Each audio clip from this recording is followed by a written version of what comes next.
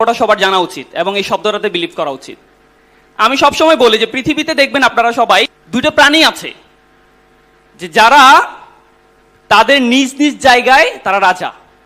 যেমন আমরা ঈগলের নাম শুনছি, eagle is the king of bird kingdom, তাই না?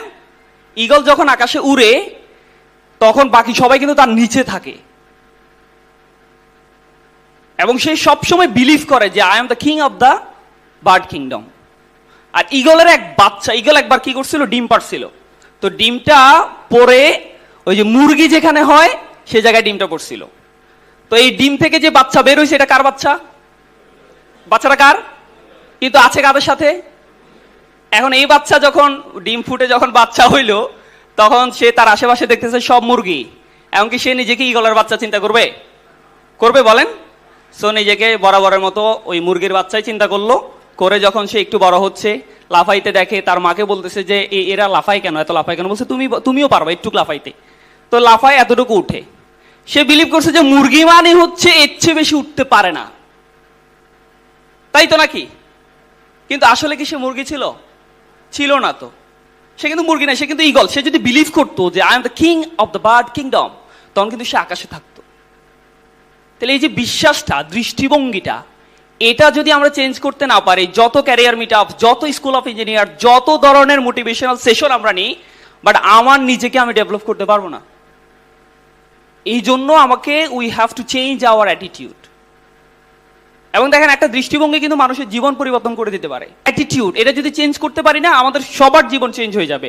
আপনি হয়তো অনেক টাকার মালিক হতে পারবেন না, আপনি হয়তো উত্তরায় গিয়ে এভাবে তাকাইতে হবে, কিন্তু আপনি যদি বিলিভ করেন যে না আমার দৃষ্টিভঙ্গি ভালো, আমি রাইট অ্যাটিটিউডে বিলিভ করি, আপনি তখন কমলাপুরের কথা চিন্তা করবেন। আপনি তখন আমাদের যে তেজগাঁয়ে বস্তি আছে সেই বস্তির কথা চিন্তা করবেন যে না আমি তো তাদের থেকে অনেক ভালো আছি। তাহলে কি আপনি খারাপ ফিল করবেন না একটু ভালো ফিল করবেন? চাকরি পায় না, পিজিসিবিতে চাকরি পায় না, পিডিবিতে চাকরি পায় না, তো কি হয়েছে? এরকম তেজগাঁয়ে ঘুমাচ্ছে অসংখ্য মানুষ আছে না? তারা কি ড্যাফোডিল ভার্সিটির এরকম এসি একটা অডিটোরিয়ামে এসে বসতে পেরেছে? পেরেছে বলেন? তাহলে আমি ভালো আছি না? সো এই দিস ইজ অ্যাটিটিউড। আর একটা গল্প বলি, the king of the jungle নাম কি? লায়ন। লায়ন দেখবেন সবসময়, বাঘ কিন্তু লায়নের চেয়ে অনেক হিংস্র, হাতি কিন্তু অনেক বড় লায়নের চেয়ে, কিন্তু এই লায়নকে সবাই দেখলে কি করে? পালিয়ে যায়।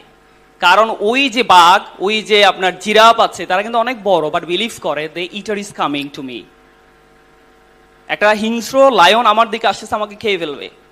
এই জন্য এটা কি তার ফিলিংস, তার অ্যাটিটিউড। তার অ্যাটিটিউড হচ্ছে সিংহ সামনে আসা মানে আমাকে খেয়ে ফেলবে, সেজন্য সে পালায়। আর লায়নের অ্যাটিটিউড কি? I need to take my lunch, I am so much hungry, সামনে যা আছে সব খাই ফেলতে হবে। কি জিরাফ, কি এলিফ্যান্ট, আই ডোন্ট কেয়ার, আমার খাইতেই হবে তাকে। This is the attitude. আমরা যদি আমাদের অ্যাটিটিউড চেঞ্জ করতে পারি, আমরা যদি একটু, এই অ্যাটিটিউড চেঞ্জ হলে কনফিডেন্ট বাড়বে। আপনি যত জিরো পান আর কনফিডেন্ট হাই বলেন, এগুলো দিয়ে লাভ নাই আসলে। সো আমরা আমাদের জীবনকে চেঞ্জ করার জন্য, সুখ আনন্দ ফিল করার জন্য, একটু খুশি থাকার জন্য, হার্ট স্ট্রোক, ব্রেইন স্ট্রোক, যত ধরনের হৃদরোগ আছে এগুলো থেকে বাঁচার জন্য অ্যাটিটিউড ঠিক করতে হবে। দৃষ্টিভঙ্গি ঠিক হয়ে যাবে।